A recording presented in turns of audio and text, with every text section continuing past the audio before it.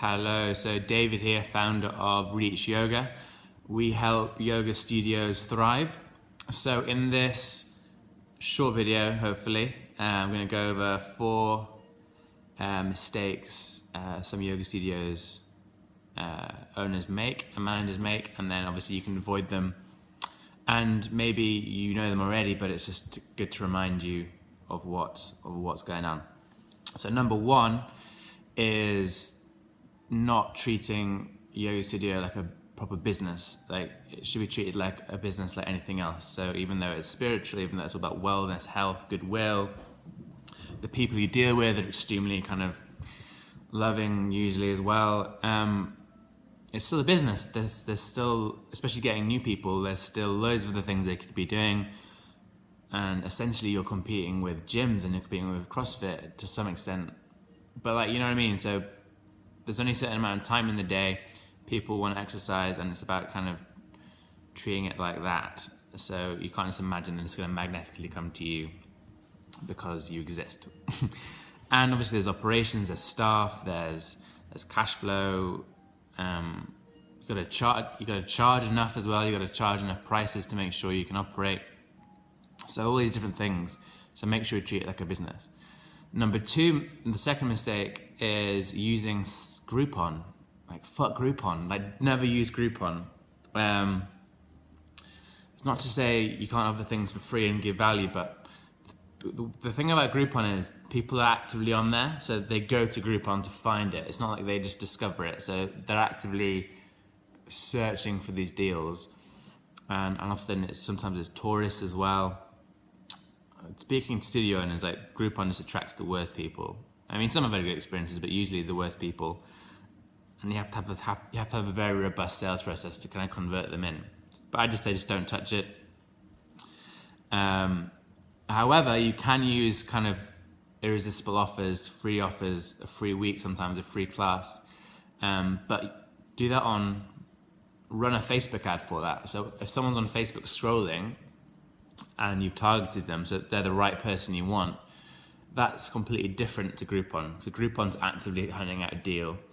If someone's scrolling Instagram or Facebook and they see a yoga class, and because of the targeting you know they're somewhat suitable, then that's completely different and that'll work really well. So yeah, no Groupon, but doesn't mean you can't offer free stuff or paid or discounted. And that's another point. Not discounted, adding value. So 70% off, fuck it, like none of that. It's add value. So you get this, if you buy this you get this, or we'll give you something for free worth this. So it's always added value, it's never discounting. Hope that made sense. Number 3 is hiring the wrong people or rushing it. So there's guest teachers, and then there's your more full-time people. So don't rush it. With guest people, make sure just vet them thoroughly, because they can promise a lot and do an expensive workshop, but it can be rubbish. So just make sure you do that. Don't just have faith in them. If you connect with them, just make sure you do your due diligence and research them and get demos and get results and get reviews. So make sure you do that. There are obviously so many new teachers out there now. I'm quite nervous and anxious to get teaching, but just let them do a demo. Just let them prove themselves like any other job would. And like in any other job, in any other business, you have to make them prove themselves, because it's not them really, it's your studio reputation that's on the line. So make sure you get the right people. And I always like to say, when hiring someone, make sure you want to go out for dinner with them or hang out with them or go to the bar with them. Make sure there's some rules like that you don't need to follow, but usually the core team they should want to hang out all the time. So yeah, look at that. I think this is number 4. 4th one is not embracing technology. So there's a lot of stuff going on, and I guess people associate kind of a stigma sometimes with more sales stuff, so advertising. Just embrace it, and just like, even if you don't actively advertise, make sure your website and your social media and your Instagram has all the things in place. So there's the offers, there's intro offers, there's all the website tracking. Just make sure these little bits of technology that are free are in place, because you never know when you might want to run a new campaign, or you might want to open a new studio, and then you've got all this data that you can then promote that and then get the message out really swiftly. So make sure everything's up to date, embracing technology, run it like a business.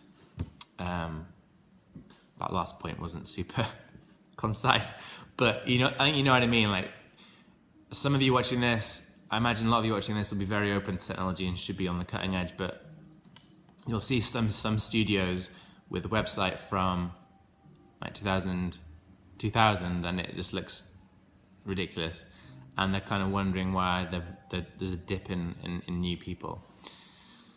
So yeah, that's the four things to think about. Hopefully you're all doing good, and none of these apply.